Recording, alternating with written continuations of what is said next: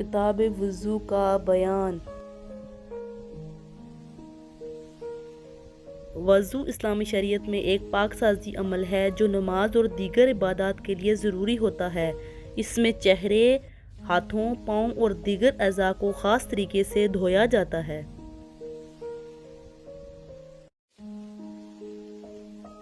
وضو اسلامی شریعت میں ایک اہم عبادتی عمل ہے۔ یہ نماز اور دیگر عبادات کے لیے تیاری کرتا ہے، جس کے ذریعے انسان اپنے آپ کو جسمانی طور پر صاف اور روحانی طور پر پاک پذیر بناتا ہے۔ وضو کے اہم فوائد میں دینی پاکیزگی، صحت اور روحانیت کی بلندی شامل ہیں۔ اس کے علاوہ وضو کرنے سے جسم کی صفائی اور خوشبو بڑھتی ہے، جو صحت کے لحاظ سے مفید بھی ہے۔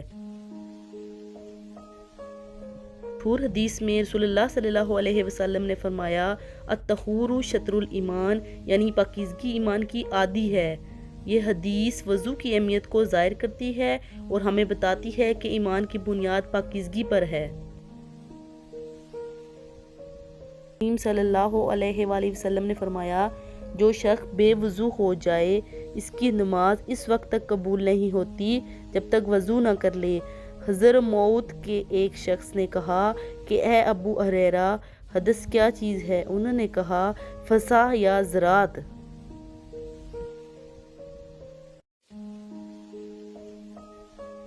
نعیم مجمر رضی اللہ عنہ سے روایت ہے، وہ کہتے ہیں کہ میں ایک مرتبہ ابو ہریرہ رضی اللہ عنہ کے ہمراہ مسجد کی چھت پر چڑھا۔ انہوں نے وہاں وضو کیا اور کہا کہ میں نے رسول اللہ صلی اللہ علیہ وسلم کو یہ کہتے ہوئے سنا ہے کہ میری امت کے لوگ قیامت کے دن وضو کے نشانات کے سبب غیر محجلون کہہ کر پکارے جائیں گے۔ تو تم میں سے جو کوئی یہ چاہتا ہے کہ وہ اپنی چمک میں زیادتی حاصل کرے تو وضو کی تکمیل کر کے ایسا کرے۔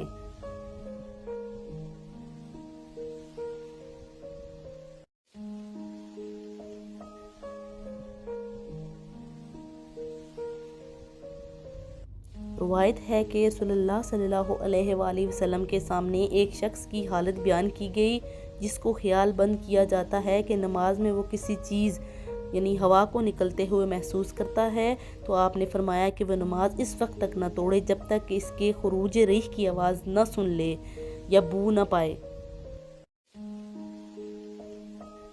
روایت ہے کہ نبی صلی اللہ علیہ وسلم سوئے یہاں تک کہ سانس کی آواز آئی، پھر اٹھے، آپ صلی اللہ علیہ وسلم نے نماز پڑھی، اور کبھی کہتے تھے کہ آپ لیٹے یہاں تک کہ سانس کی آواز آئی، پھر آپ بیدار ہوئے اور آپ نے نماز پڑھی۔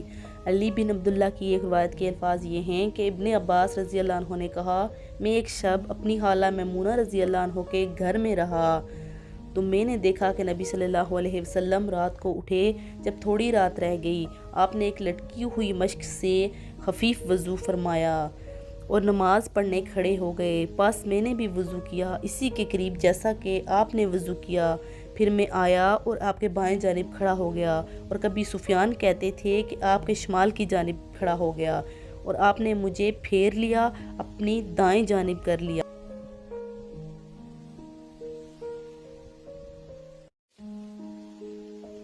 جس قدر اللہ نے چاہا آپ نے نماز پڑھی، پھر آپ لیٹ گئے اور سو گئے یہاں تک کہ آپ کے سانس کی آواز آئی۔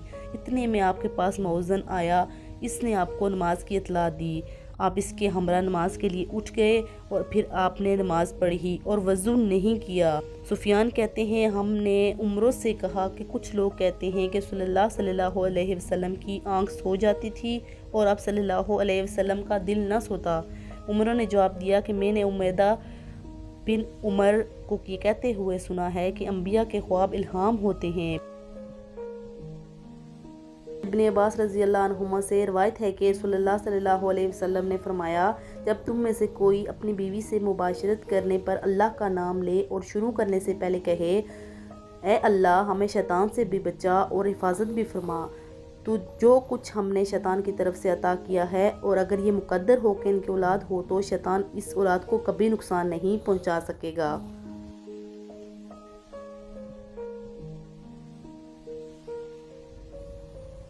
عطا بن یسار بیان کرتے ہیں کہ ابن عباس رضی اللہ عنہما نے وضو کیا، اپنا چہرہ دھویا، اس طرح آپ نے ایک مٹھی پانی نکالا، منہ دھویا اور پانی میں ڈال کر ناک کو دھویا، پھر اسے پھونکا، پھر آپ نے ایک اور مٹھی پانی لیا، اس طرح اشارہ کرتے ہوئے دونوں ہاتھوں کو ملا کر اپنا چہرہ دھویا۔ ایک اور مٹھی پانی لیا، اپنے دائیں بازو کو دھویا۔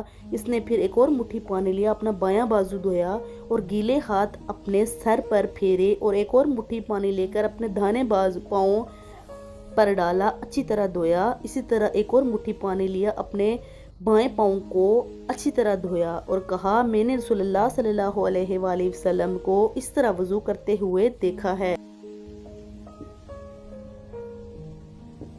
روایت ہے کہ نبی صلی اللہ علیہ وسلم جب قضائے حاجت کے لیے بیت الخلاء میں داخل ہوتے تو یہ دعا پڑھتے، اللہم انی اعوذ بک من الخبث والخبائث، اے اللہ میں ناپاک چیزوں اور ناپاکیوں سے تیری پناہ مانگتا ہوں۔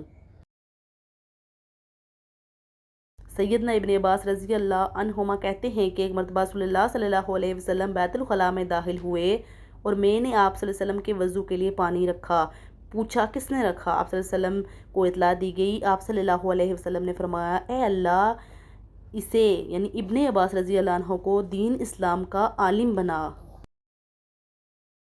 حدیث نمبر 135 تا 143۔